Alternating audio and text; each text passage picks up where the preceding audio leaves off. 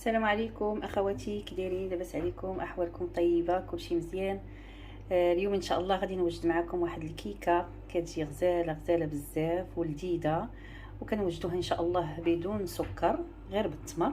بالنسبه للمقادير عندي هنا واحد 3 الكؤوس ديال دقيق القمح. ما كنوجدوش بالدقيق الابيض، دقيق القمح اللي انا غربلته من قبل كما كتشوفوا. عندي هنا واحد كاس ديال القهوه، القهوه اما سريعه الذوبان او القهوه العاديه. انا كنفضل نديرو غير القهوه العاديه. وعندي معلقه كبيره ديال الشوكولاته ديال الدهن، ممكن تعوضوه بمعلقه كبيره ديال العسل يعني العسل، يعني ماشي العسل ديال السكر. وعندنا هنايا واحد كاس الا ربع ديال الزيت.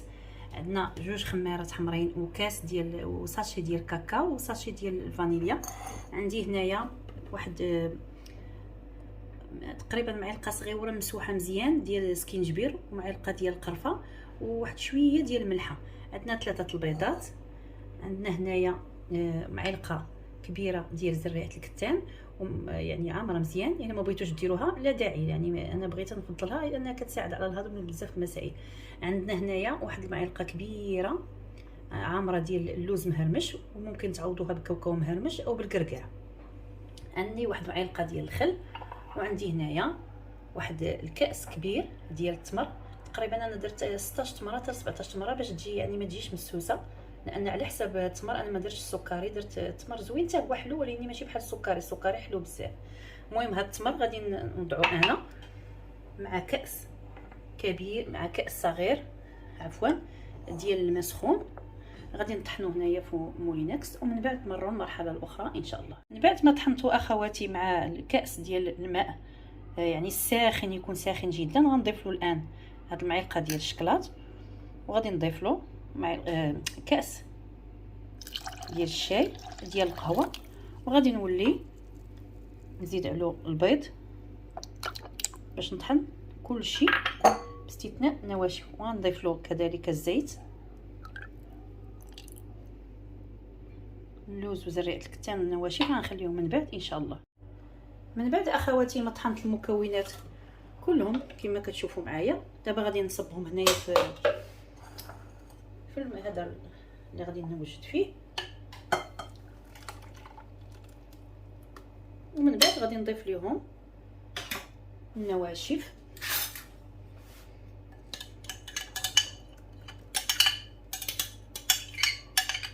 نضيف ليهم النواشف.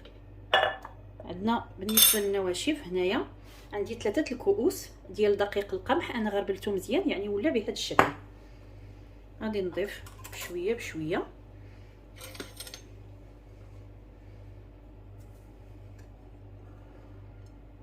هذا الشكل، والخميره والكاكاو غادي نطحنهم ان شاء الله. تنأكد على دقيق القمح خصو يتغربل شويه، يعني باش تبقى فيه غير داك النخاله اللي رقيقه بزاف.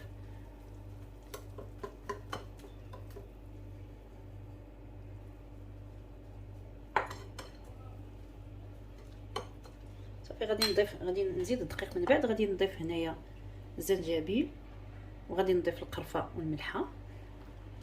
صدقوني القرفه وسميتو غادي نضيف مكونات اخرى كتعطي واحد المذاق هائل، بحال كتاخذ كيك بالطيبه ديال السفوف او بالطيبه ديال يعني شي حاجه اللي هي بلديه.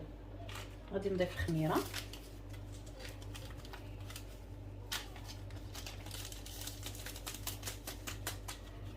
والنواشف كلهم غادي نضيفهم. الفانيليا ما تحتاجش تغربل، غادي ندير غير هكا، والكاكاو.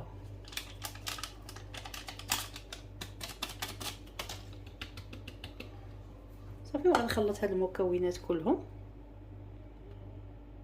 صافي اخواتي من بعد ما خلطت الدقيق وخلطت المكونات الاخرى وضفت كذلك معلقه الخل، استسمح لانني قلت لكم 300 غرام لانني دائما ملفه كنصاوب ب4 البيضات. دابا صاوبتها غير ب3 البيضات، وضعت تقريبا 2 الكؤوس بحال هكا ديال الدقيق. ها هو الكاس اللي بقى ليا، هذا هو اخواتي. غنبقى نقبطو هنا واحد المول اللي هو طويل، ممكن توضعوا اي نوع. رشيتو بشويه ديال النخاله اللي هي رقيقه، ممكن ترشوه يعني بالزنجلان او باللوز او بالشوفان. انا فضلت نديرو غير هكا لانني مازال غنوضع له من الفوق الشوكولات. صافي من بعد غادي نصبو هنايا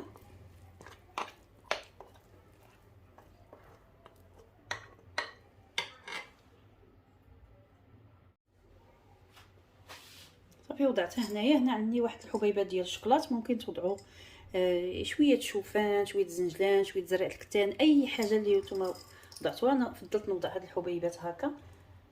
نتوما كتعرفوا يعني الدراري الصغار وهذا تيبغيو يشوفوا شويه يعني شي حاجه اللي تيبغيوها، واخا حنا حاولنا يعني ما نديروش فيها شي حاجه ديال السكر. المهم بالنسبه اللي ما بغاش السكر ما غاديش يوضع بطبيعه الحال الشوكولات، غادي يحيدو ويخلي المسائل الاخرى العاديه.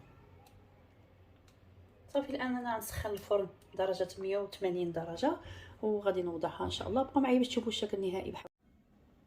وهذا اخواتي هو الشكل النهائي ديال الكيك ديالنا من بعد ما خرجناه. تيجي ما شاء الله هائل جدا. نقطع معكم واحد الطريف باش تشوفوا كيفاش كتجي مهويه.